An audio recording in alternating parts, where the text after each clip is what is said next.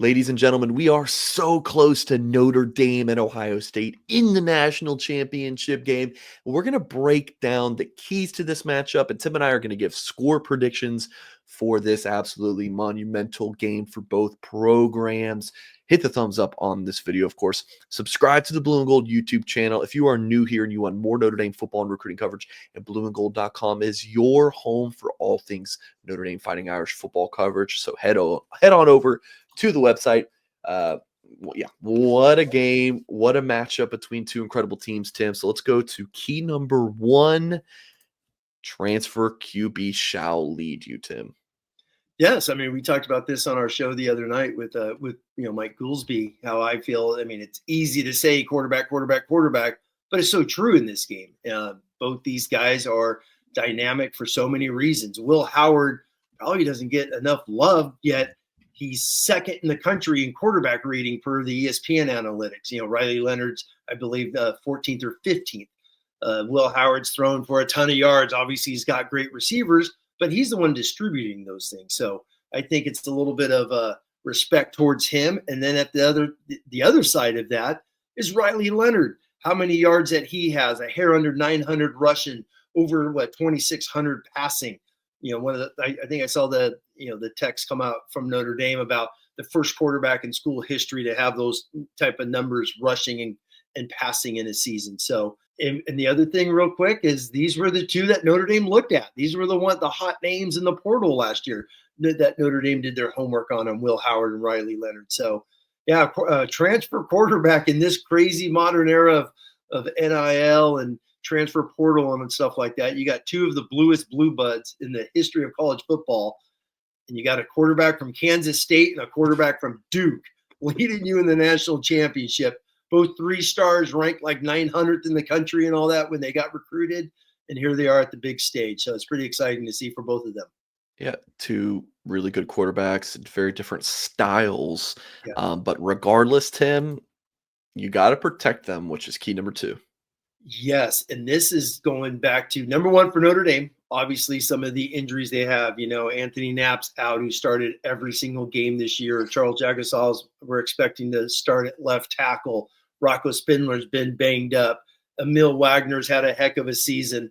Had some hiccups against Penn State, but that's possibly the number 1 pick in the NFL draft in Carter out of Penn State. Obviously, Billy Schrauff and Pat Coogan have been solid. So they got to protect like crazy. Why? Because Ohio State, 3rd in the country in sacks, number 1 in the country in quarterback hurries per PFF. So they get after it with the DNs. They got NFL defensive tackles on the inside, amazing depth as well. So you got to protect the quarterback. And lastly, one of the other side of that is Ohio State's offensive line. They only have 1 player, according to Pro Football Focus, with a 70-plus grade, which is elite football. I found that fascinating. So that's something maybe Notre Dame could get. Notre Dame, as I mentioned the other night, is in the top 20. They're 17th in the country in pass rush grade.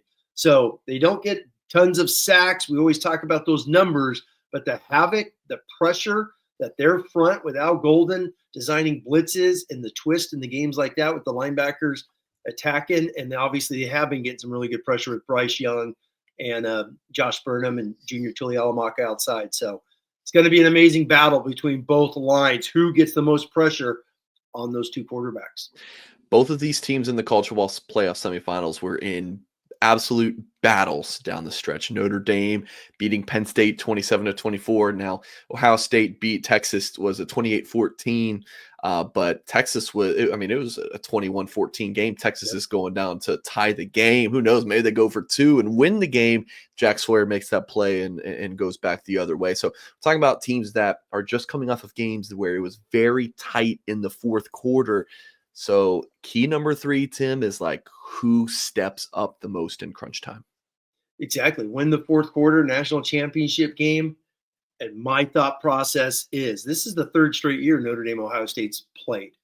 And Ohio State has gotten Notre Dame in the 4th quarter in 22. And obviously last year, we know about the end of that game last year in South Bend. So the 4th quarter, win that 4th quarter. Notre Dame did it against Penn State. Ohio State made the big plays against Texas. Obviously, that game was 21-14. Texas inside the 5-yard line, getting ready to tie it. possibly win it there in the last couple minutes, and boom, bad things happen. Ohio State, with the big play to win that thing. So, yeah, it's an old coaching cliche, right? Win the fourth quarter. You got to get to the fourth quarter for an opportunity to win the darn thing. But I think, both teams are battle tested, no doubt about it. Ohio State might have the edge if they get to that fourth quarter and it's, 17-17, 20-17 type of a game, because they beat Notre Dame in the fourth the last 2 years. But this is a different Notre Dame team. It's a different, just mindset, as we've been talking about like crazy since the Northern Illinois game. So I would expect Notre Dame to buckle the chin straps a little bit more and go out and take care of business in the fourth quarter this year. Odd Shark time. Tim, you ready? Here we go. All right. So this opened up at 9.5, which just felt kind of disrespectful to Notre Dame. Mm-hmm. Now, as we record this video, it's at 8. I mean, depending on when you're watching this video, it could be 7.5, could be 8.5. Who knows? But Odd Shark's predicted score based on their algorithm is 41-30 in favor of Ohio State. Over under is 46. And again, that spread is Ohio State's an 8-point favorite. So their prediction has it blowing past the over. And of course, Ohio State winning the game and covering the spread. When you look at Odd Shark, not an ad, by the way, should be for as much as we talk about Odd Shark. One of their experts has Notre Dame. You take the 8.5. Now, when they wrote this, it was 8.5. They like Jeremiah Love to go over 41.5 rushing yards, which I think is a brilliant pick. Riley Leonard an anytime touchdown, so that's for him to score a rushing touchdown. And then Travion Henderson under 11.5 rushing attempts. Here's one stat, Tim. Notre Dame has covered 11 straight spreads. Now, I don't know if that's like a closing spread or if it's based on like the Tuesday of the week, because I think Georgia Tech was like it really depended on when you got that line, but 6 of which were double-digit lines. So Notre Dame covering the spread very consistently. That's something they've done very well under Marcus Freeman. So something to keep in mind. But Tim, let's go to our Ohio State versus Notre Dame score prediction. I'm going to give you mine first. And this is a nod to Tim Hyde. Just win by 1. Okay. I talked about this on the show the other night. Personally, for me, it's going to be Ohio State's going to win big, or Notre Dame's going to gut it out and win, just like they did against Penn State. But I think if it's Ohio State's going to win, it's just because they get hot and they're rolling, and it's going to look like the Oregon or Tennessee game. But if they don't, if it's tight in that first half, I think Notre Dame wins this football game. We've got Notre Dame 24, Ohio State 23. It's a close game in the 20s, and I think that Notre Dame gets it done. They make one more play late than Ohio State does, and Tim and I will be celebrating in a post-game show, our biggest post-game show we'll ever have. So that's my pick, 24-23 Notre Dame. Tim Hyde, what do you have? 2 things real quick during these playoffs. The favorite has won every single game except one. That was Notre Dame beating Penn State. Penn State was a 1-point favorite. The blue chip ratio, you and I always talk about when that thing comes out at the end of spring, early summer. We always love diving into the numbers, right? The data points. Every single who's ever had the highest blue chip ratio has won every single game except for one. Notre Dame, Georgia. Buckeyes are at 86%, number 1 in this one. Notre Dame's down at 63. So you see the difference there in the blue chip ratio. So Notre Dame has bucked the trend.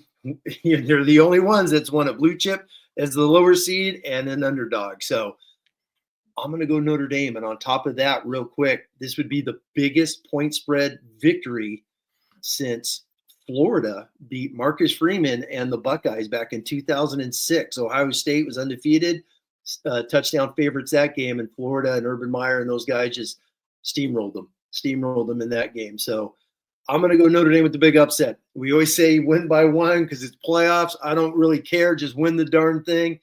Mike, I picked 20-19 to beat Georgia. I picked 20-19 in a text to you to beat Penn State. I'm going to go 20-19, Notre Dame over Ohio State. National champions for the first time since 1988. Really 1993 in my heart, but 1998 if we're talking real there. If Notre Dame wins, 4-hour show, post game. I will be up. I will be slamming coffee, and I will be up. Easy as that.